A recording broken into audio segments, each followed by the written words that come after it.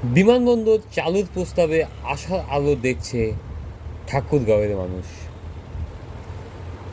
হ্যাঁ, বহুল প্রতীক্ষিত ঠাকুরগাঁও বিমানবন্দর চালুর প্রস্তাবে আশার আলো দেখাচ্ছে প্রতিরক্ষা মন্ত্রণালয়ের সাম্প্রতিক পদক্ষেপ।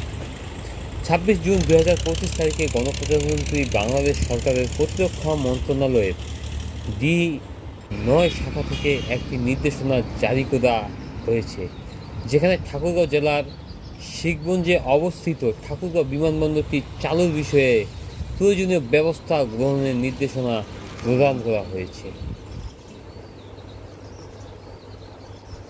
প্রতিরক্ষা মন্ত্রণালয়ের উপসচিব নাহিদা পারভীন স্বাক্ষরিত এ পত্রে উল্লেখ করা হয়, জনাব মোহাম্মদ মেহেদী হাসান কর্তৃক দাখিলকৃত আবেদনপত্রের পরিপ্রেক্ষিতে বিষয়টি যাচাই বাছাই